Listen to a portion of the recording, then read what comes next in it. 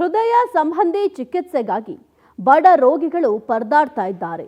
ಇನ್ನೂ ಕೂಡ ಆರಂಭವಾಗದ BRIMS super speciality hospital. ಹೃದಯ ಸಂಬಂಧಿ ಚಿಕಿತ್ಸೆಗಾಗಿ ಬಡ ರೋಗಿಗಳು ಒಂದು ಕಡೆ ಪರದಾಡ್ತಾ ಇದ್ದಾರೆ.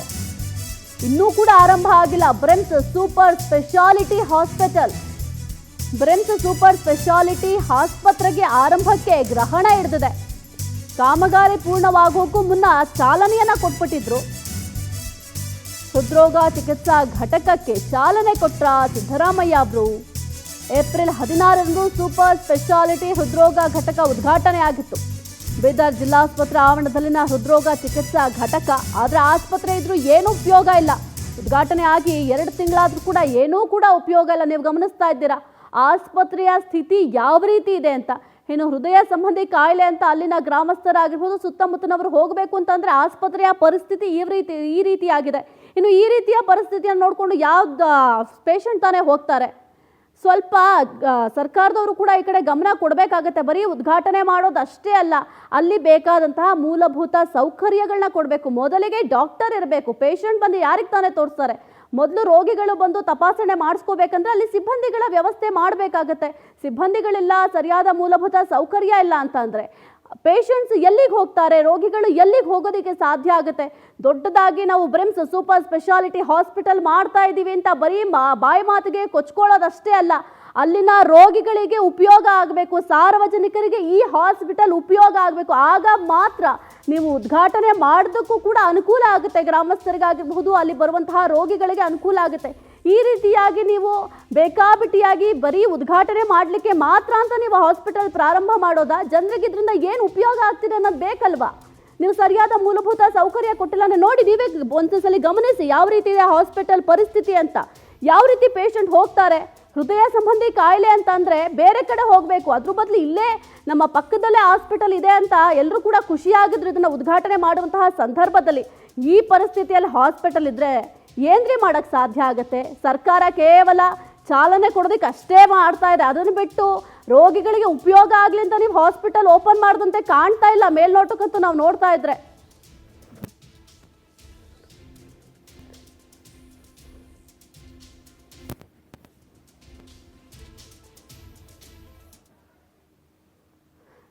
ಈ ವಿಚಾರವಾಗಿ ಮಾತನಾಡಲಿಕ್ಕೆ ಕಮಲಾಕರ ಹೆಗ್ಡೆ ಸಾಮಾಜಿಕ ಹೋರಾಟಗಾರರು ದೂರವಾಣಿ ಸಂಪರ್ಕದಲ್ಲಿದ್ದಾರೆ.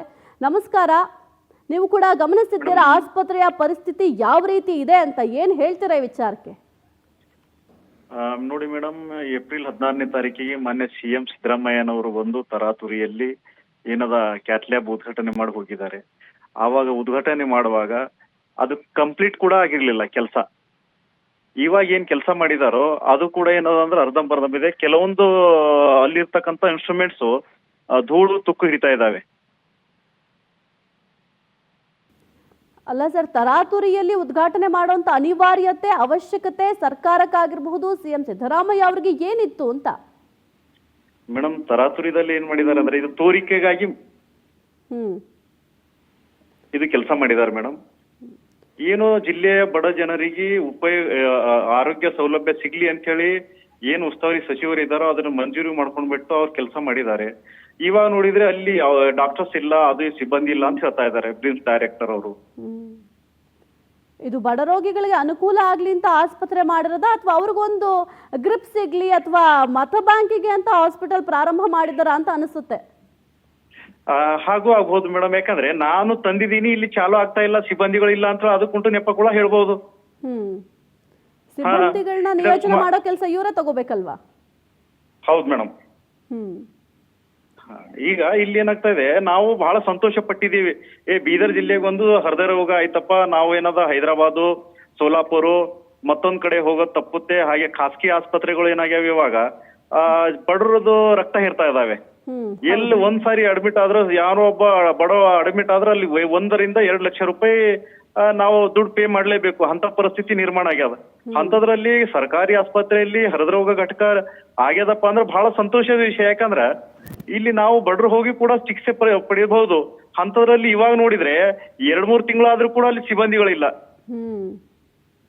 Okay sir, thank you sir power TV ಜೊತೆ ಮಾತನಾಡಲಿಕ್ಕೆ. ಸರ್ಕಾರ ಈಗಲಾದರೂ ಎಚ್ಚೆತ್ಕೊಳ್ಬೇಕು, ಬಡ ರೋಗಿಗಳಿಗೆ ಅನುಕೂಲ ಆಗಲಿ ಅಂತ ನೀವು ಮಲ್ಟಿ ಸ್ಪೆಷಾಲಿಟಿ ಆಸ್ಪತ್ರೆಯನ್ನು ನಿರ್ಮಾಣ ಮಾಡಿದ್ರೆ, ಆದರೆ ಏನೂ ಕೂಡ ಉಪಯೋಗ ಆಗ್ತಾ ಇಲ್ಲ. ಸ್ವಲ್ಪ ಸರ್ಕಾರ ಎಚ್ಚೆತ್ಕೊಂಡು ಅಲ್ಲಿರುವಂತಹ ಬಡ ರೋಗಿಗಳಿಗೆ ಅನುಕೂಲ ಆಗುವಂತೆ ಮಾಡಿಕೊಡ್ಬೇಕಾಗತ್ತೆ. ಇದು ಪವರ್ ಟಿವಿಯ ಆಗ್ರಹ ಕೂಡ ಹೌದು.